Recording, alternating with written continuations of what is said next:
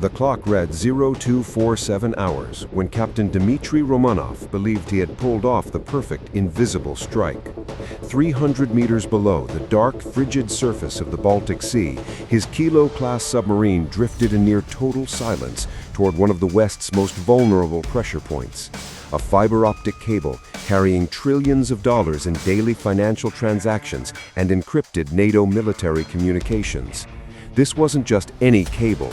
This was the digital spinal cord connecting European capitals to American command centers, a thread so vital that severing it would send shockwaves through global markets and military coordination networks simultaneously. Romanov's crew had spent 48 hours evading detection, moving at a glacial 3 knots, their upgraded diesel-electric propulsion system wrapped in advanced anechoic coating that absorbed sonar pings like a sponge swallowing water. They called their boat the Black Hole for good reason.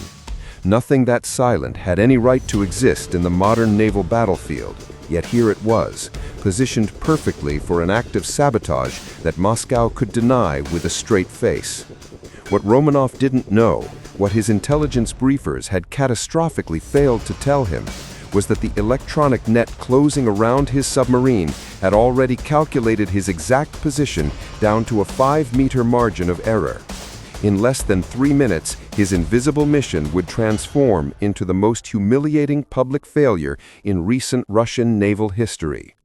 The Baltic Sea has become something Moscow never wanted it to be, a NATO lake.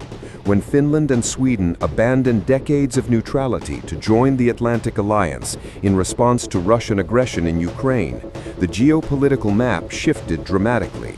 Suddenly, nearly every coastline surrounding this strategic body of water belonged to NATO member states.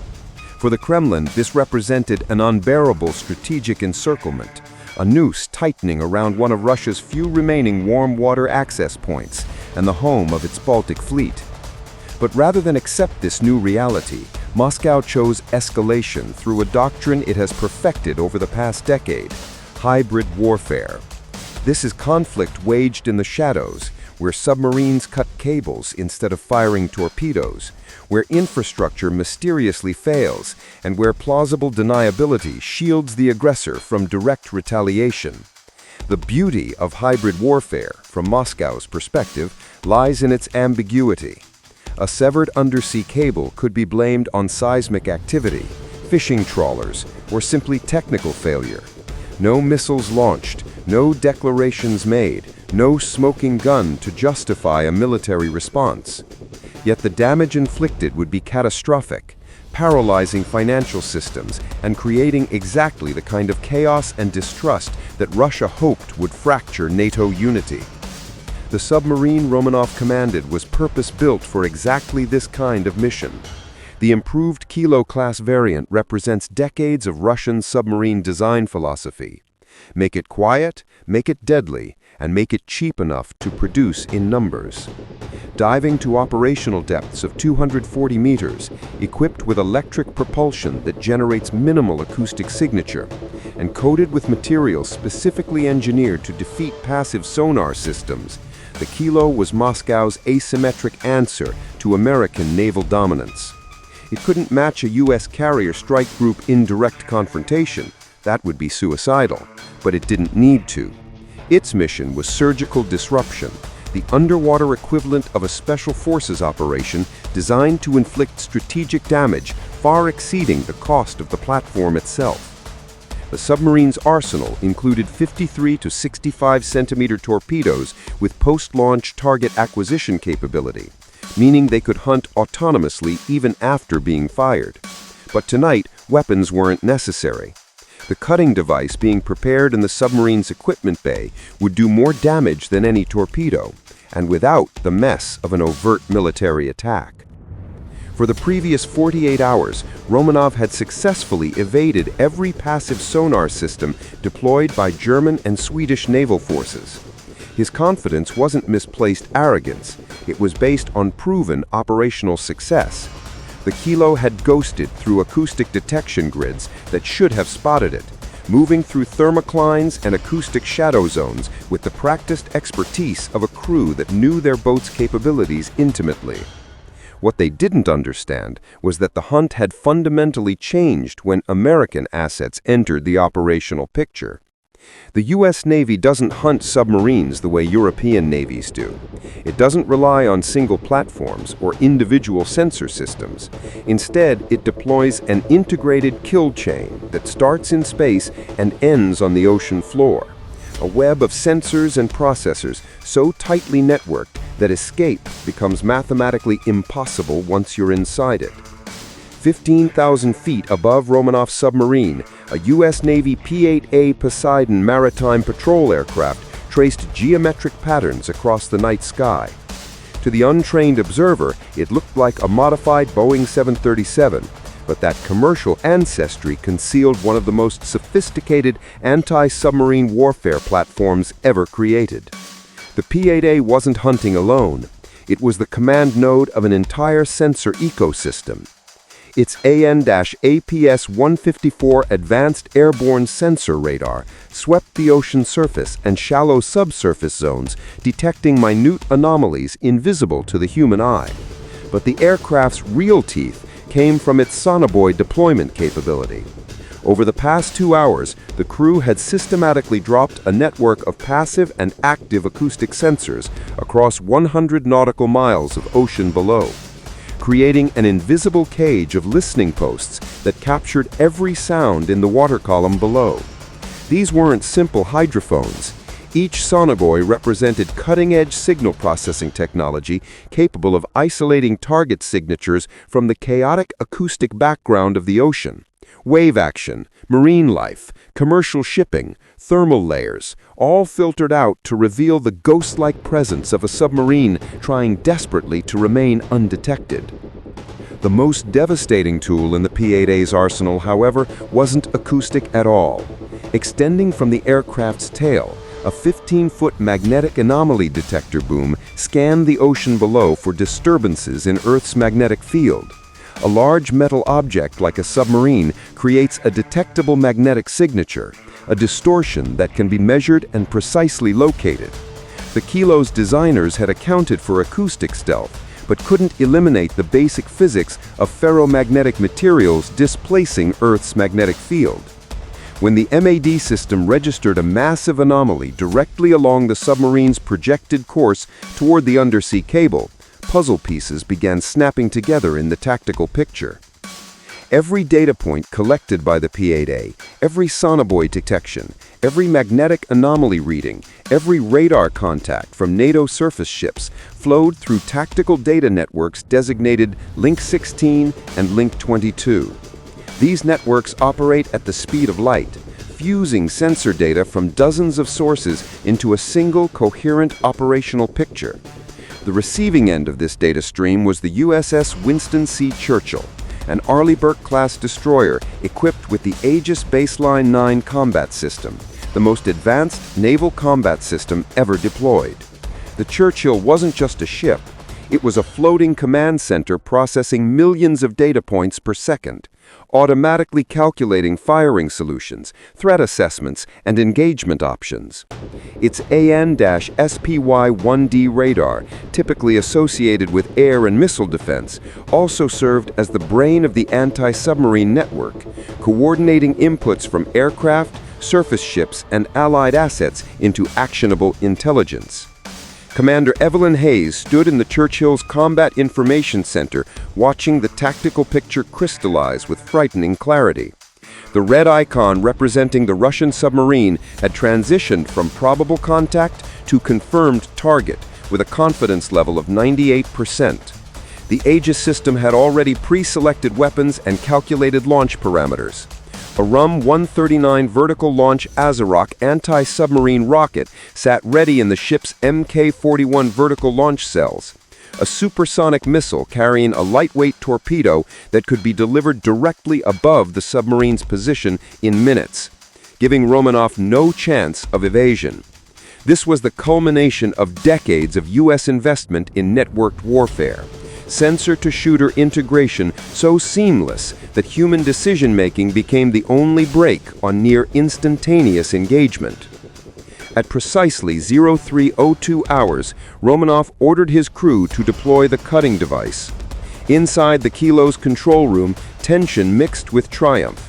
They had reached the exploitation position undetected, or so they believed. The mini-charge designed to sever the fiber optic cable was being prepared when everything began unraveling. 1 minute later, aboard the P-8A, the acoustic sensor operator's voice cut through the quiet professionalism. High-confidence contact. Massive magnetic anomaly signature confirmed. Kilo is locked. The MAD data perfectly matched the submarine's known magnetic profile. And at that exact moment, passive sonobuoys registered a single transient acoustic event. A barely perceptible click from the external valve opening as the cutting device was positioned. That tiny sound, lasting microseconds, was enough. The data package containing acoustic signature, magnetic anomaly, and ASROC, but something more psychologically devastating. A training RIM-162 evolved Sea Sparrow missile stripped of its warhead, but configured to demonstrate perfect targeting capability. The ESSM launched from the Mk-41 vertical launch system at Mach 3, tracing a cruise missile trajectory that proved beyond doubt that Aegis could deliver ordnance precisely where needed. The missile flew its programmed course and slammed into the water surface in the immediate vicinity of the submarine, carrying no explosive, but trailing behind it a string of 6 active sonar buoys dropped by the P-8A. Those buoys began emitting powerful acoustic pings directly above the Kilo. For a submarine designed to operate in silence, this was a nightmare scenario. The entire hull resonated with the explosive sound pressure waves. Romanov stared at his console as 3 new acoustic sources appeared, bathing his boat in active sonar energy. But what came next was the final nail. A single ultrasonic data burst transmitted through the acoustic channel, a message delivered via the very sonobuoys that were illuminating his position. The message was coldly simple, coordinates matching his submarine's position with less than 5 meters of error, followed by digital text, target locked, disengage immediately, failure to comply will result in escalation. Romanov looked at his inertial navigation system. The transmitted coordinates were terrifyingly accurate. The training ESSM that had just impacted overhead could have been an ASROC carrying a homing torpedo. If it had been, his boat and crew would already be destroyed. The acoustic cage around him was complete. The invisible black hole had become a brilliantly illuminated target. At 0305 hours, Romanov made the only rational choice available. All stations, abort mission, retreat at flank speed. The submarine accelerated from 3 knots to 17 knots, abandoning stealth for survival. In doing so, it became as loud as a freight train underwater, obliterating any possibility of plausible deniability. The aftermath proved more devastating than any torpedo strike could have been. The Kilo's acoustic signature at full speed, recorded under the specific temperature and salinity conditions of the Baltic, became permanently etched into NATO's acoustic databases. Every passive sonar system in the Alliance could now identify and classify this particular submarine, even in the noisiest operational environments. The intelligence windfall was enormous. Moscow issued no statement, made no denial, offered no explanation. The silence was admission enough. A submarine advertised as the ultimate stealth platform was caught red-handed, forced to flee in acoustic chaos, and had inadvertently surrendered its acoustic fingerprint in the process. The operational cost to Russia was incalculable. Humiliation, loss of a strategic asset's deniability, and the demonstration that NATO's integrated combat systems could detect, track, and engage threats with a precision and speed that rendered hybrid warfare tactics obsolete. For the U.S. Navy, this was victory without firing a shot in anger.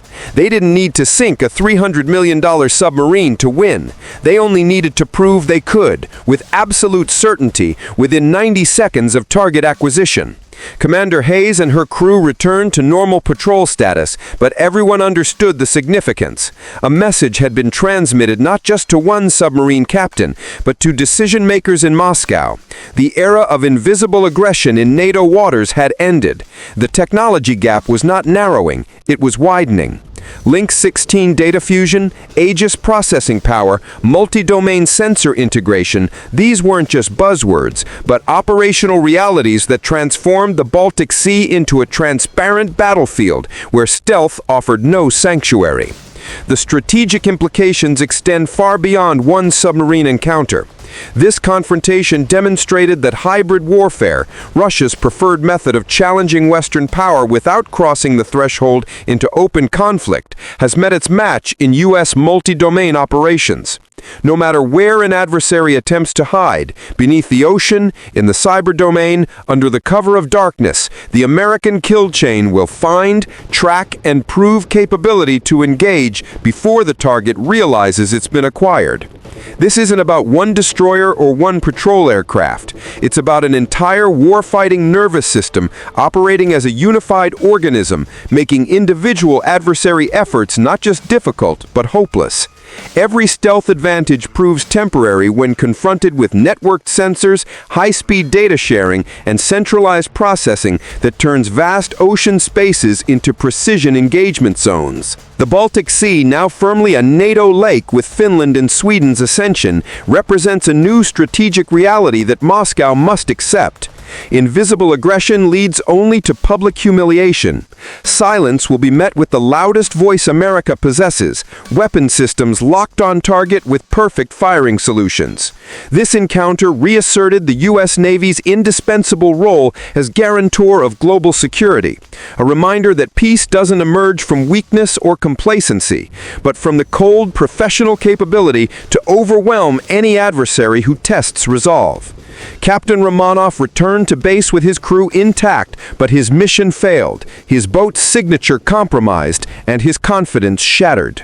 The black hole had been illuminated, measured, and filed away in databases that would haunt Russian submarine operations for years to come.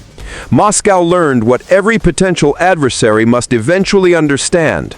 Challenging American naval power in international waters, especially in NATO's expanded backyard, remains a catastrophically stupid miscalculation.